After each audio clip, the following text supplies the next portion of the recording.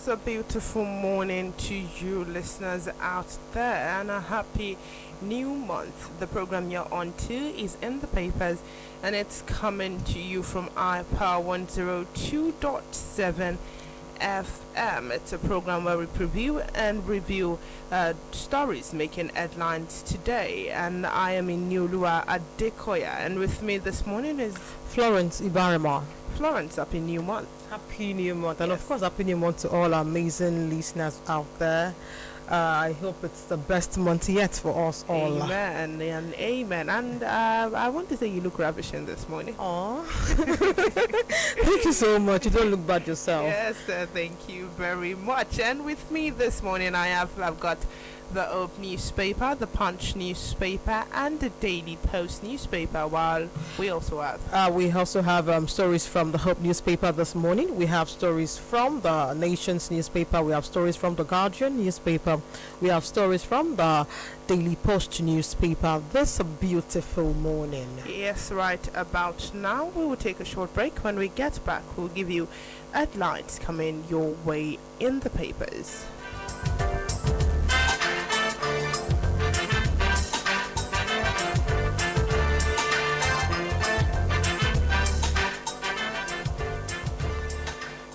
Glad to have you back. Beginning on the top of the list of our headlines this morning from the Hope newspaper. Ondo at 50. Ayedatiwa declares Monday, Tuesday public holidays. Yes, still talking Ayedatiwa, and of course Ondo State. We have this one talking about Ayedatiwa anchors Ondo State future on faith, justice, ethical leadership. Yes, still talking on the Hope newspaper. Ondo, of course, FAAN congratulate Governor Ayedatiwa people of Ondo State. Yes, still on the Hope newspaper this morning, we have NDLEA arrest a businessman with cocaine hidden in private part at Lagos Airport. Yes, we've got this very sad one on the Hope newspaper. Man beaten to death over attack on Imam in Oshun Mosque. Yes, still taking headlines. We have Soludo reopens Onitsha Market, and that was from the Hope newspaper this morning. Still on the Hope newspaper, piracy threat to intellectual property, publishing industry economy, says NCC. Still taking headlines from the Hope newspaper this morning. We have 27 states saved from total collapse by Tinubu's reform, says minister. Talking reforms, Nigeria on healing journey targets $1 trillion economy by 2030, says presidency. Away from talking federal government now to Kaduna State, where we have 80 captives escaped from abductors and returned home. Still on the Hope newspaper, gunmen unleash terror on Abuja Elisha bus, kill 5, kidnap many. Yes, away from the Hope newspaper from my end, and of course straight to the Punch newspaper, where we have health workers strikes grounds hospitals. Yes, and to the Daily Post newspaper, Kwara schools reopen as security situation improves. And of course, still on the Punch newspaper this morning, we have terrorists burn church, police station in Niger attack. Yes, still on the Daily Post newspaper, FCTA workers paid January salary got 1 month wage award. We hear aid faults NLC planned protest. Yes, still taking headlines from the Punch newspaper this morning, we have Kogi Church Ailes lawyer over security initiative. Still on the Daily Post newspaper, talking Benue killings, Nigeria government to arraign Yawada massacre suspects today. Yes, still taking headlines from the Punch, we have Lagos threatening calm down on speedy truck drivers. Still on the Daily Post newspaper, we've got this on Omoyele Shore. Ondo should be mourning stagnation at 50, not declaring public holiday. Still taking headlines from the Punch newspaper this morning, we have prioritize your health and well-being. A number of First Lady urges. Still on the Daily Post newspaper, everybody must file tax returns by March 31st, state Nigerian government. We are talking about the demolition in Makoko. We have Makoko demolition, Lagos Assembly to meet community leaders. And to the Punch newspaper, Transport Union promises Tinubu 5 million votes by 2027. We are talking about the rift between Ogun and Ondo State. We have the battle of oil-rich Ebaland. Still on the Punch newspaper, talking failed coup, I was marked for arrest. Assassination, says defense minister. Away from the Punch, from our end, and now to the Guardian, where we have a talk on Benue killings. He says federal government to arraign suspect today. Finally, on my end, on the Punch newspaper, heated confrontation. Undume House spokesman clash over tax law probe. Yes, I would go on a very short break. When we come back, we'll start with the major headlines from today's story.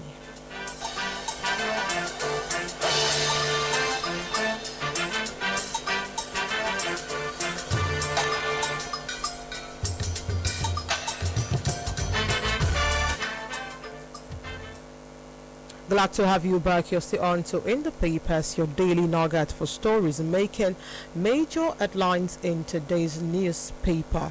And of course, I'm going to start with the Hope newspaper this morning, where we have a talk on our Golden Jubilee Thanksgiving. Ayedatiwa anchors Ondo State's future on faith, justice, ethical leadership. Now the details.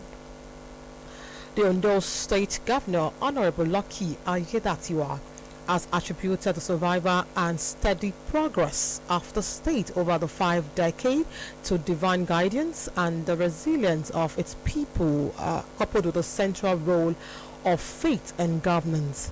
The governor spoke on Sunday at the Ondo State at 50 Golden Jubilee Thanksgiving service held at St. Thomas Anglican Church, Isekon, Akure.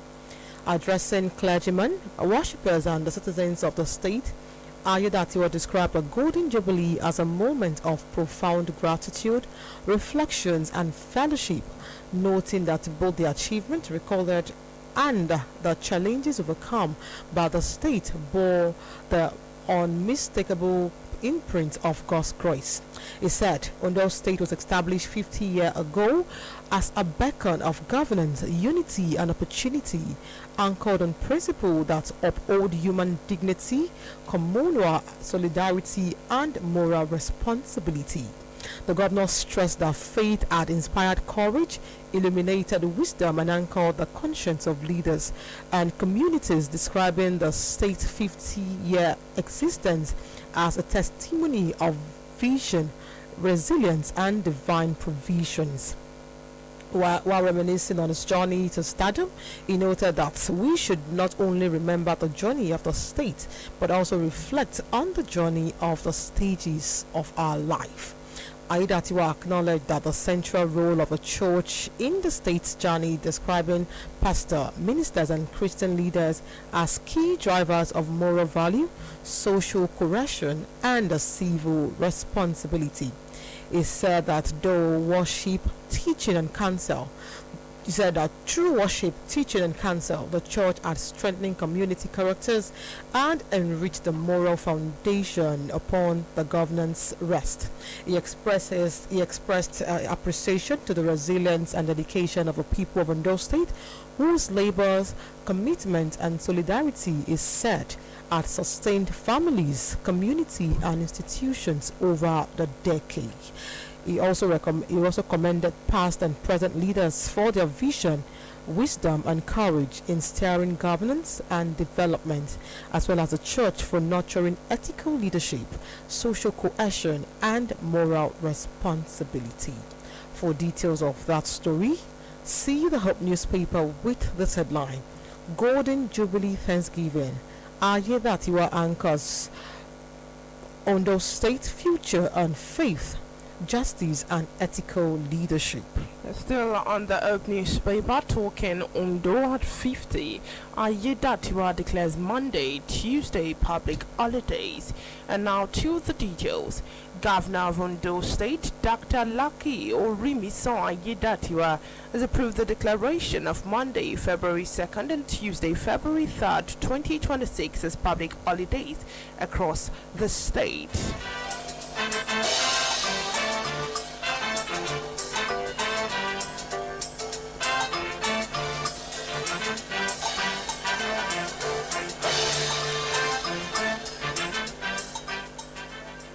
Yes, I'm glad to have you back. You're still on to In the Papers, your daily nugget for stories making major headlines in today's newspaper. Yes, I have this one coming to me from the Hub newspaper this morning. It says NDLEA arrests businessman with cocaine hidden in private parts.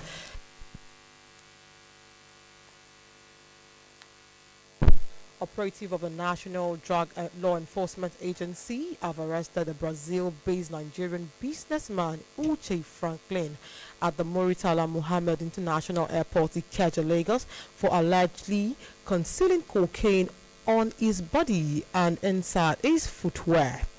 Franklin, a 47-year-old, was arrested on Thursday, January 29, 2026, at the arrival hall of the Lagos airport during the inward clearance of passengers on the South African Airway flight from Brazil via Johannesburg, following actionable intelligence. A statement on Sunday by the agency director of media and advocacy, Femi Babafemi, said the body scan conducted on the suspects confirmed the presence of illicit drugs, leading to strip search. The statement said a Nigerian businessman Uche Franklin have been arrested by operative of the National Drug Law Enforcement Agency at the arrival hall of the Muritala Muhammad International Airport, Ikeja, Lagos, for concealing parcels of cocaine in his private parts and soles of his footwear. Still talking about the discovery in a related development, the NDLEA operative at the Tinkan Seaport, Lagos, intercepted 55 jumbo bags of Canadian loud and potent strain of cannabis weighing 1,183 kilogram. For details of that story, see the Hub newspaper with this headline. NDLEA arrests businessman with cocaine hidden in private parts at Lagos airport. Still talking the Oak newspaper, Ondo at 50. Ayedatiwa declares Monday, Tuesday public holidays. And now to the details. The governor of Ondo State, Dr. Lucky Orimisan Ayedatiwa, has approved the declaration of Monday, February 2nd and Tuesday, February 3rd, 2026 as public holidays across the state. This is contained in a statement signed by the Chief Press Secretary to the Governor, Prince Ebenezer Adenio, on Saturday. The approval is to enable residents to fully participate in activities lined up to commemorate the 50th anniversary of creation of Ondo State, a historic milestone marking 5 decades of growth, resilience, and collective progress. The governor further urged citizens to utilize the holidays to join in the celebrations, reflect on the state journey so far, and recommit themselves to a shared vision of building a more prosperous and united Ondo State.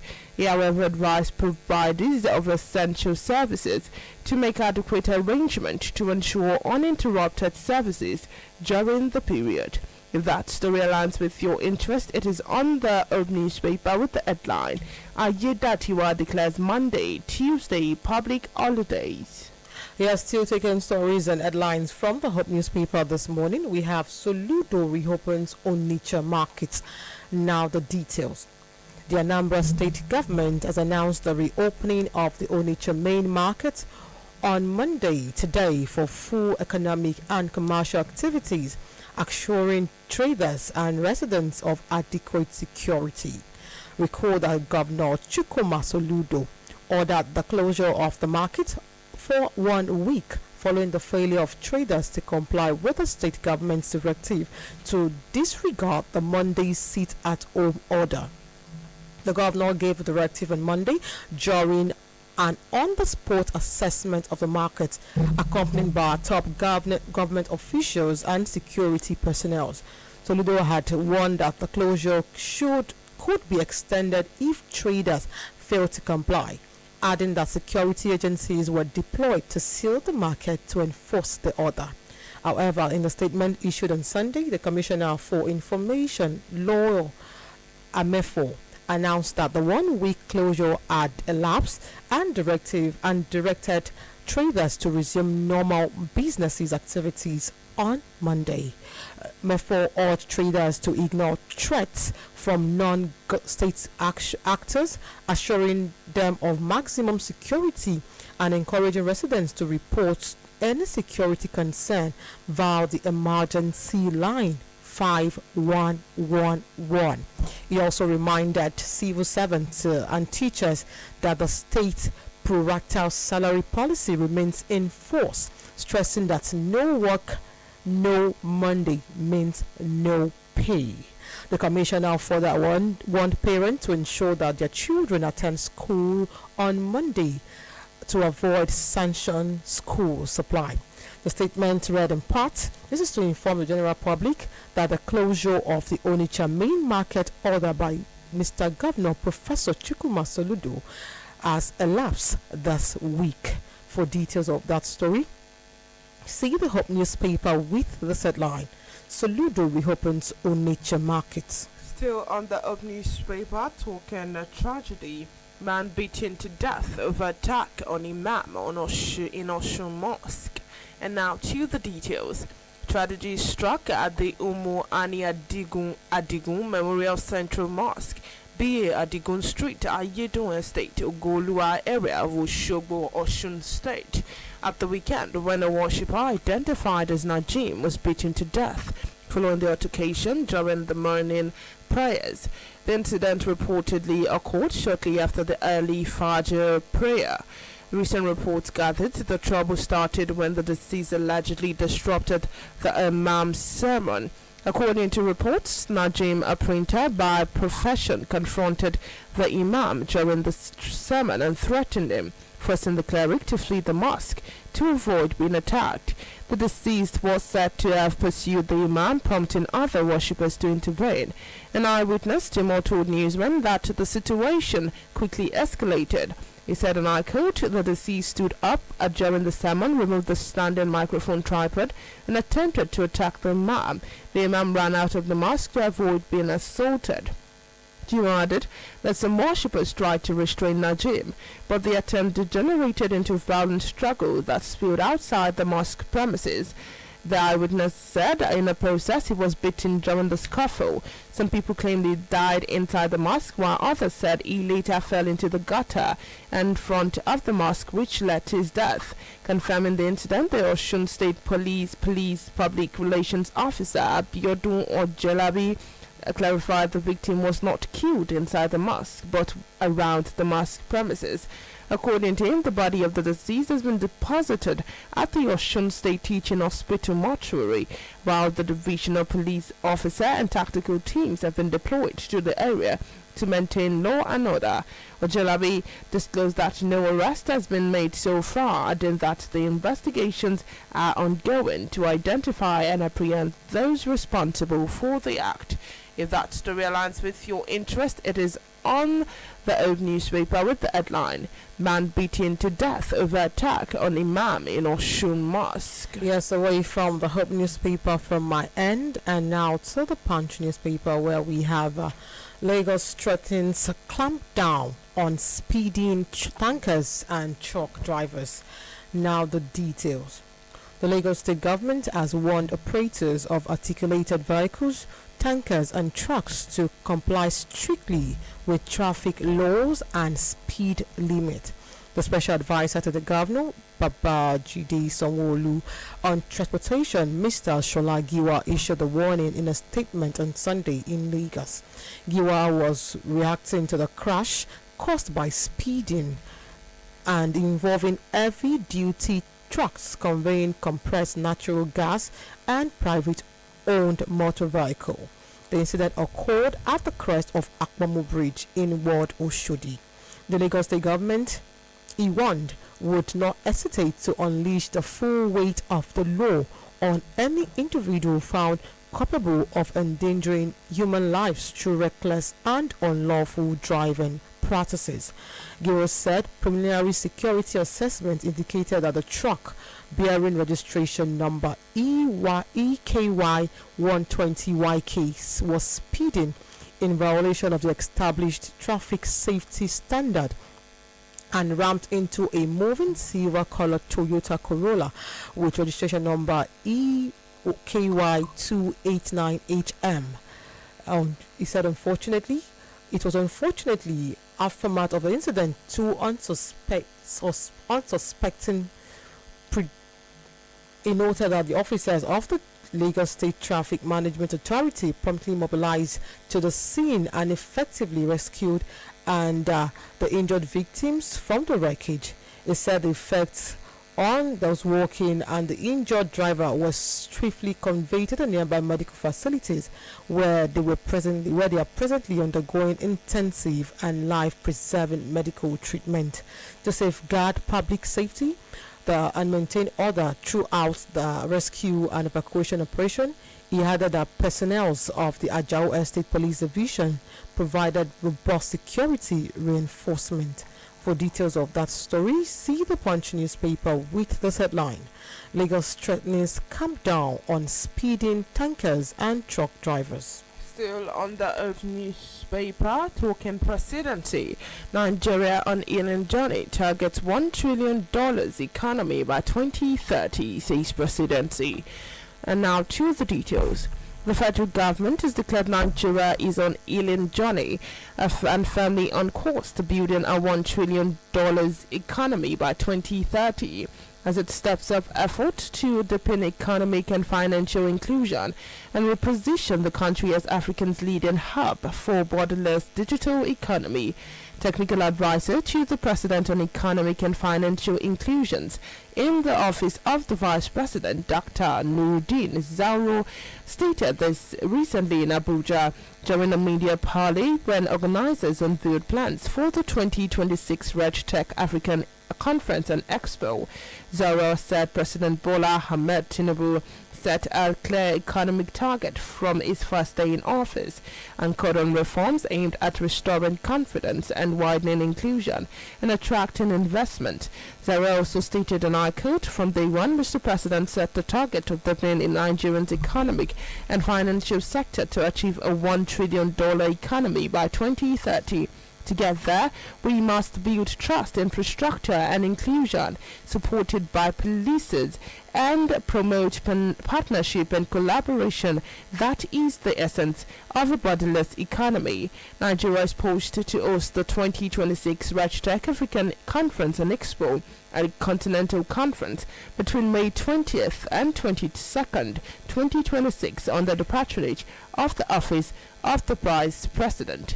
If that story aligns with your interest, it is on the Old newspaper with the headline: Nigeria on healing journey, target $1 trillion economy by 2030.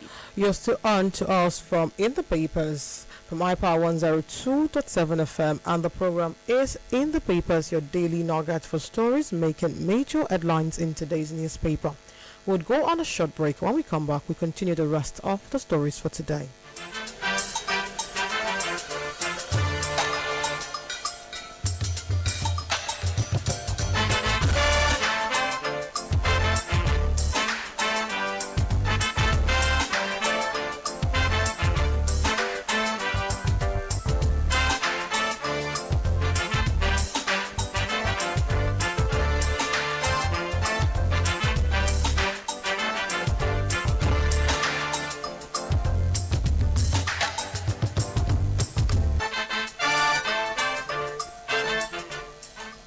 Welcome back. The program is still In the Papers, your daily nugget for stories making major headlines in today's newspaper. You can reach us on our social media handles. On Facebook, we have ourselves as iPower 1027 FM, iPower 102.7 FM, and of course on TikTok and on Instagram, iPower1027 FM. Then on Twitter, formerly Twitter, now X, is iPower1027. And also you can reach us on our studio line for your reactions and feedback or contributions on the stories read so far.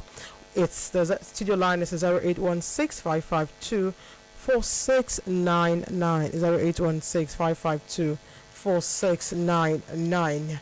Away from that, and now to the Punch newspaper, where we have a story from Anambra State. It says, prioritize your health, well-being. Anambra First Lady urges residents. Now the details.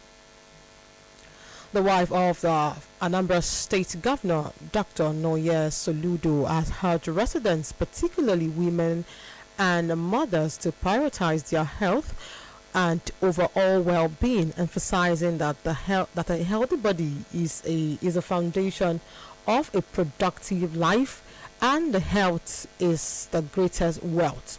Soludo is also the founder of the Healthy Living with Noye Soludo, said people must engage in holistic health and self-care approach that includes physical, mental, emotional and spiritual well-being to reduce preventable lifestyle-related diseases.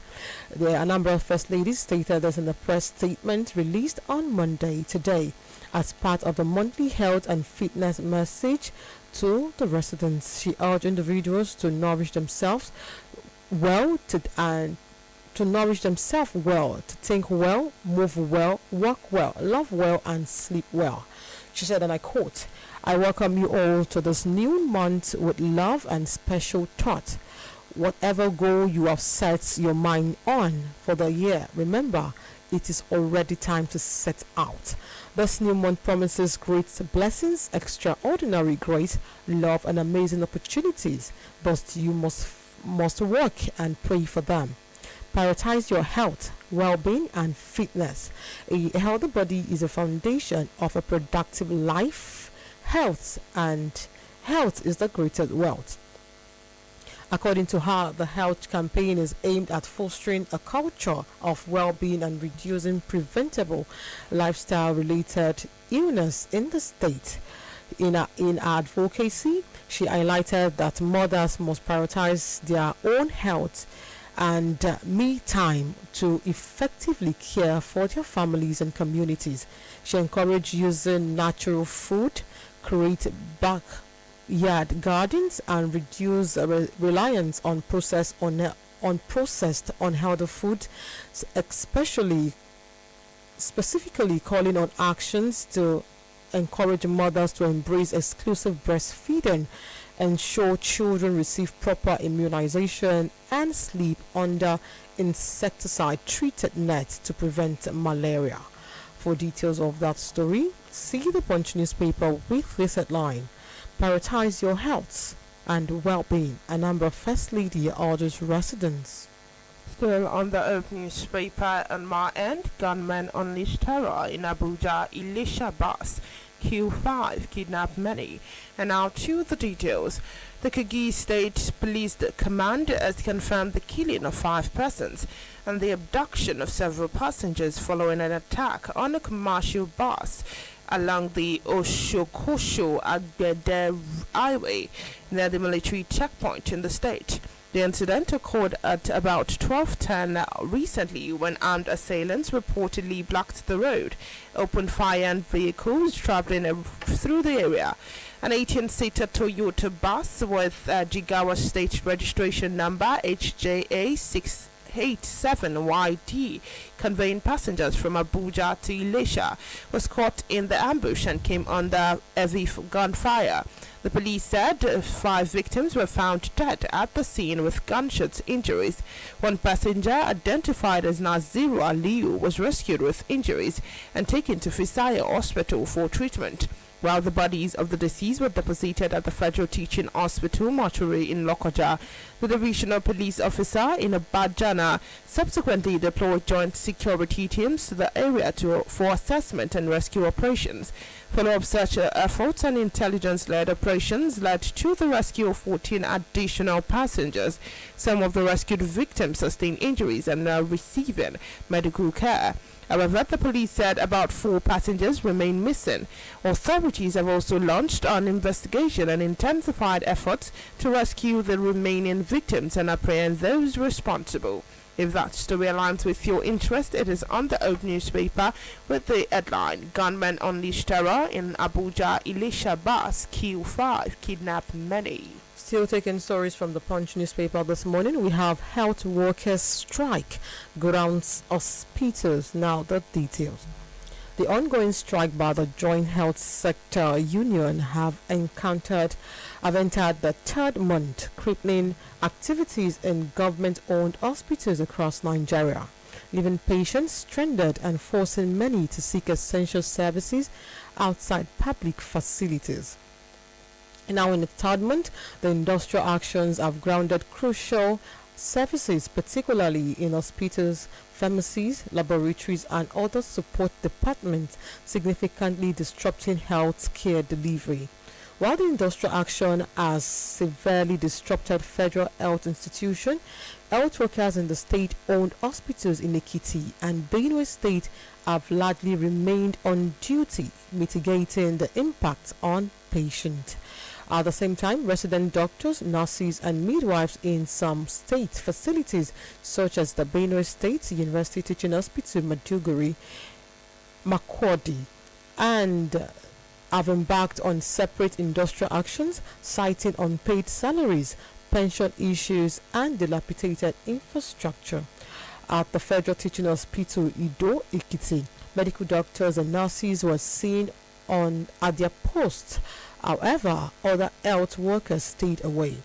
The chairman of the Nigerian Union of Aid Health Professional Ekiti State Council and the immediate past chairman Ayodeji Ogunrino stated that the over 2.5 month strike by the health workers was unfortunate. He said it had deprived many, not just members of the community, but also members of staffs who ordinarily would have received medical services to save their lives. That is why I said it is unfortunate. The leader emphasized that the service of all workers in the health facility were important, adding that even the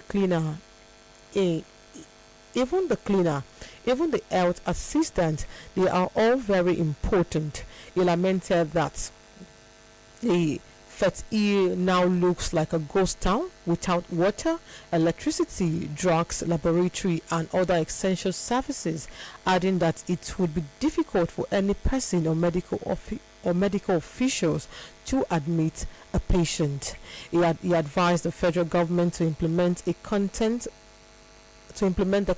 of a 2018 circular from the Federal Ministry of Labour, which concerns the adjustment of the consolidated health salary scale on members and the basics of the ongoing strike that began in late 2025.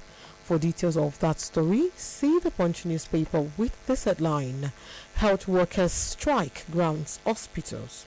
And to the Daily Post newspaper, Kwara schools reopen as security situation improves. And now to the details. The Kwara State government has directed the reopening of schools across the state, following what authorities say it's a significant improvement in the security situation. The announcement was made in a statement released recently by the Commissioner of Education and Human Capital Development, Dr. Lawal Oluwegbe, who said all public and private schools are to resume academic activities on Monday, February 2nd, 2026. Dr. Olongbegbe said school heads and relevant education stakeholders have already been officially informed of the decision, which was reached after the review of ongoing security efforts across the state. Since November 2025, many primary and secondary schools in parts of Kwara South were shut as a precautionary measure, forcing learners to remain at home while school in other parts of the state and country continued with their academic calendar. The state government said the decision to reopen schools was taken in the interest of restoring normal learning while ensuring that adequate security measures remain in place to protect students and school personnel. According to him, sustained operations by security agencies have helped to reduce threat posed by criminal elements, particularly around communities and educational facilities that were previously affected by security. The commissioner further said, and I quote, "The situation has improved considerably compared to what we experienced in the past, although we are not lowering our guard." He further noted that security personnel remain deployed in strategic locations to consolidate recent successes recorded in tackling banditry and other criminal activities that had earlier disrupted academic activities in some parts of the state. If that story aligns with your interest, it is on the Daily Post newspaper with the headline, Kwara School reopen as security situation improves. Yes, away from that, now to the Guardian newspaper from my hand, where we have boundary killings. Ilwofiro shuts school and imposes curfew. Now the details. Governor Francis Ilwofiro of Ebonyi State yesterday announced the closure of all private and public schools in Amasiri Afiko local council due to its role in the killing during the land dispute in Osho Eda local council. Ilwofiro made the announcement while briefing newsmen after the security meeting held in his office. Further announced a curfew in the area from 2 p.m. to 10 a.m., expressing sadness over the development. He also noted that the Amasiri people have not shown enough commitment to the permanent solution to the conflict. Ilwofiro had, during the visit to the affected village on Saturday, announced the immediate dissolution of the Amasiri Development Union Executive, the withdrawal of the certificate of recognition of the traditional rulers of Amasiri, and the removal of all village heads across Amasiri Autonomous Community. He said, and I quote, "Parents, teachers and students in the communities are advised to adhere strictly to this directive. Teachers and students are hereby directed to report to school in the communities for their academic endeavors." He stated that he is not against the Amasiri people, but was only on the side of the truth. It will be recalled that the Amasiri gunmen had on Thursday attacked the Okorojo community Osho Eda in Eda local council area of Ebonyi State, where many were feared dead and several others abducted following the deadly attack.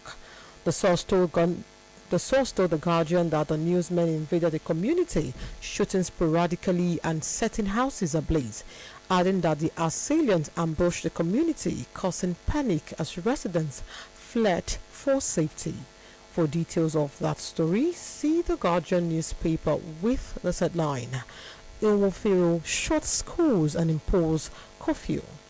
Still on the Daily Post newspaper, FCTA workers paid January salary, got 1 month wage award. Wiki's aid faults NLC planned protest. And now to the details.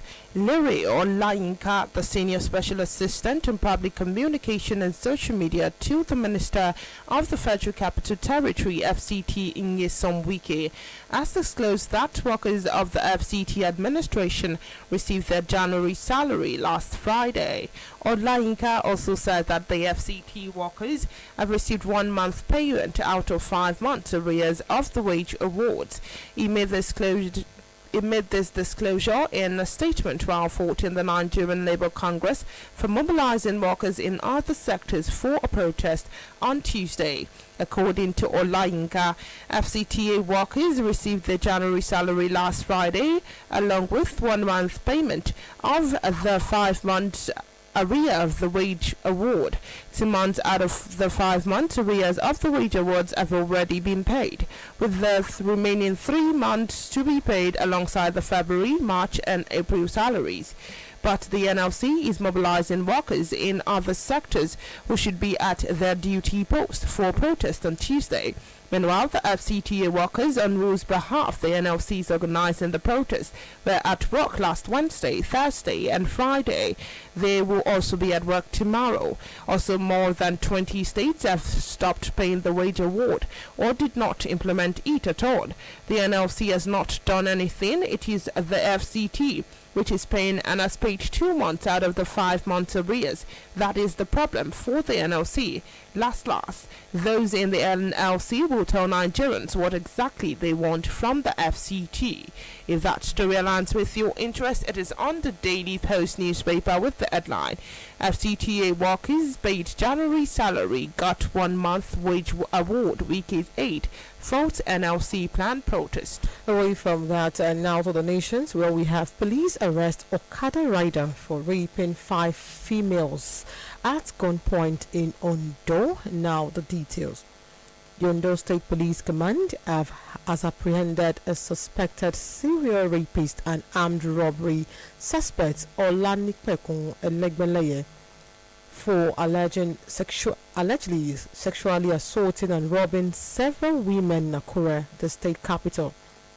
The suspect, a commercial motorcyclist, otherwise known as Okada rider, was said to have lured his female victims under the false pretense of attacking and raping them at gunpoint. Confirming the arrest in the statement on Sunday, the police public relations officer of the state, DSP Jimo Abayomi, said the suspect was apprehended following credible intelligence and technical tracking by operative of the command. According to him, one of the incidents occurred on November 21, 2025 at about 11:30 a.m., where the suspect allegedly offered a female victim a ride on his motorcycle to Afumbiewo housing estate, Okiaro. He, however, reportedly diverted into a nearby bush where he sexually assaulted the victim at gunpoint and disposed her of her valuables. According to him, the police investigation later revealed that the suspect allegedly used the same method and location to assault and rob 4 other female victims. Items recovered from the suspect include 2 SIM cards, 2 iPhones, a shirt, and OPay and MoneyPoint ATM cards believed to belong to the victim. Abayomi further disclosed that the suspect allegedly transferred money from one of the victim's bank accounts into another account without authorization. He, however, added that the Commissioner of Police, CP Adebowale Lawa, reiterated the command's commitment to protecting lives and properties and assured residents that perpetrators of violence and sexual crimes would be tracked and prosecuted. For details of that story, see the Nation's newspaper with this headline: Police arrest Okada rider for raping 5 females at gunpoint in Ondo State. And to the Daily Post newspaper, talking Benway killings. Nigerian government to arraign Inioluwa massacre suspects today. And now to the details. The federal government has announced that suspects connected to the deadly attacks in Inioluwa, Benue State, will be formally charged to court today. This was disclosed in a statement released by journalists on Sunday by the Office of the Attorney General of the Federation and Minister of Justice. According to the statement, the accused persons will be brought before Justice Joyce Abdul Malik of the Federal High Court sitting in Abuja following what he described as after painstaking investigation and collaboration by the government agencies. He said the statement reads, and I quote, the Office of the Attorney General of the Federation and Minister of Justice wishes to assure Nigerians that justice will be ensured in the matter, to send the strong signal to the enemies of the country acting under any guise. The statement, signed by the press secretary, reads, and I quote, and the headline is Benue killings, 5 killed in Nigerian government to arraign people before the court today. Yes, away from that and now to the nations, where we have Ekiti Council reject imposition of chairmanship candidate. Now the details. From political leaders have rejected moves by the Ekiti State Physical Planning Commissioner Karo Oladapo to impose a chairmanship candidate of the local government on the platform of the ruling All Progressive Congress APC without consultation with the stakeholders. Expressing surprise at the attempted personalization of power and influence, he urged Governor Biodun Oyebanji to pay attention to the brewing nomination crisis in F4 local government ahead of the council's polls. The chairman, the commissioner, the APC stalwart, was said to have arranged for the controversial endorsement of an aspirant, Ifatade Ola, without consulting with the other party leaders, including Chief Joseph Alake, stakeholders, leaders, Professor Adio Folayon, former Agricultural Commissioner Elda Otuayo Ate Benru, former Local Government Chairman and Commissioner Victor Koladi, former Special Advisor Chief Joel Omoniyi, former Council Chairman, and Bode Tunji, former Council Chairman. He also committed party chieftain Chief Bode Olayinka and Chief Dede Jeje, respected chieftains and community leaders. Olaito Olayinka, a retired federal civil servant, and Afolabigi, a lawyer and businessman, disassociated themselves from the position. A community leader, in a statement where men dare to play God, for a stakeholder meeting to be discussed at the political crisis. The statement read, for over a week we have been following the activities of certain party men and women in the political land space of our local government. I have personally been reading with interest the several media posts of our dear Honorable Commissioner, his boastful assertion and his claims to have been a single authority to choose the F1 ally will all and who represent us without any regard or consultation with the F4 Traditional Council, F4 Development League, F4 stakeholders and majority of the APC leaders. For details of that story, see the Nation's newspaper with this headline: Ekiti Council rejects imposition of chairmanship candidates. Still on the Daily Post newspaper, Ondo should be mourning stagnation at 50, not declaring public holiday, says Omoyele Showore. Away from that, we have this one from the Nation's newspaper this morning, and it says NCC and CDC raises concern over rising incidents of fiber cuts across Nigeria. Now the details.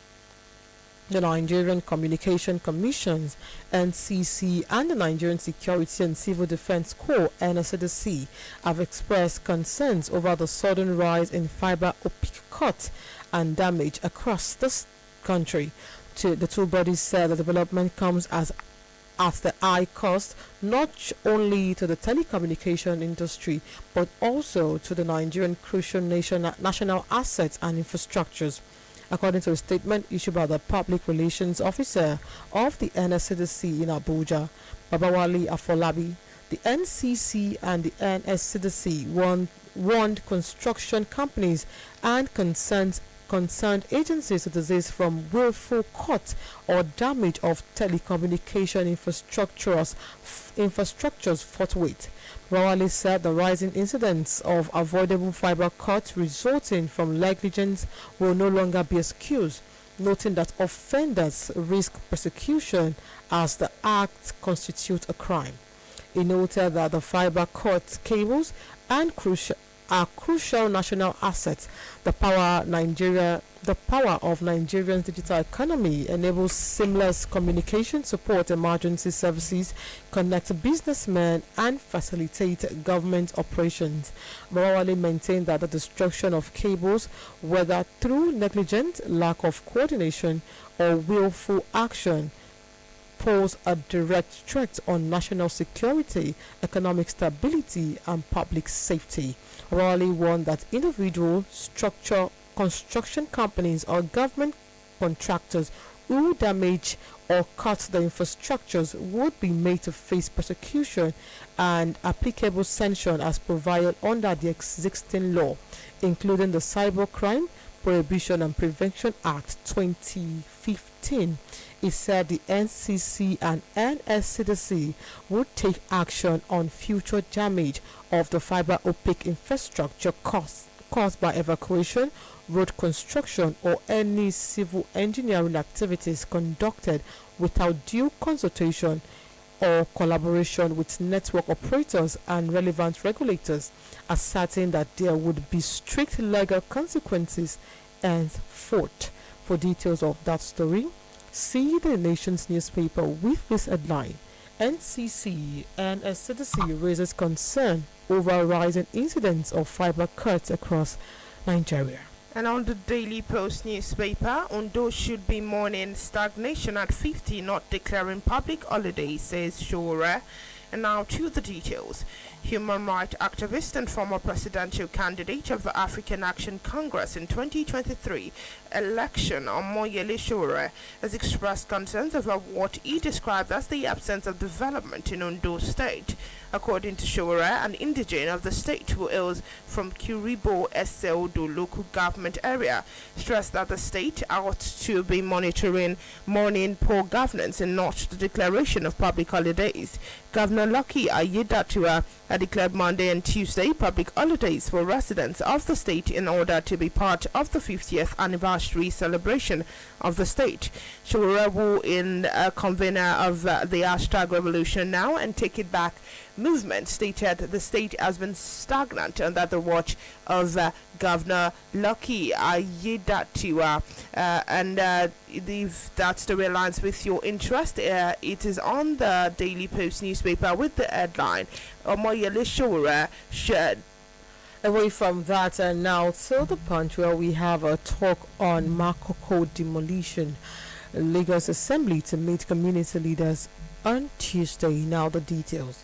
The Lagos State House of Assembly has invited leaders of communities affected by the demolition in Makoko and adjoining waterfront settlements to meet on Tuesday.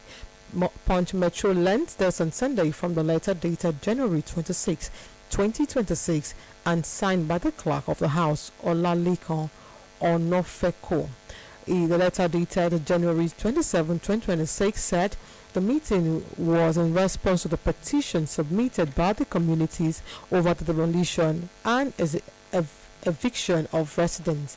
Addressed to the community leaders, the letter conveyed a meeting of the Committee of Rules and Business from 10 a.m. on Tuesday, February 3rd, 2026 at the Chamber Conference Room, 2nd floor, Assembly Complex, Alausa Ikeja, and requested the presentation of relevant documents to facilitate deliberation. The invitation comes amid sustained unrest and hardship triggered by demolition of structures in the waterfront communities in recent months. Residents of the human rights group have repeatedly protested the demolition, alleging that they were carried out without adequate notice, compensation, or resettlement plan, leaving many families homeless and in their condition. The correspondent who visited the community over the weekend observed that some displaced persons have resorted to living inside boats, while others now squat with fellow residents whose wooden structure is yet to be demolished. Similarly, community members said some of those who could not find shelter within the area had relocated to other parts of the state. Speaking with our correspondent, community leaders alleged that the government extended demolition beyond the initial outlined safety setback from high tension power line, destroying homes, schools, the small clinics, and forcing children out of school. For details of that story, see the Punch newspaper with this headline: Lagos Assembly set to meet community leaders as regards Makoko demolition on Tuesday. Yes, the program you're on to is in the papers from my Power 102.7 FM. For comments and contributions, you can reach out to us on 0816 552 4699, 0816 552 4699. We will take a short break right now. When we get back, we'll wrap up the program.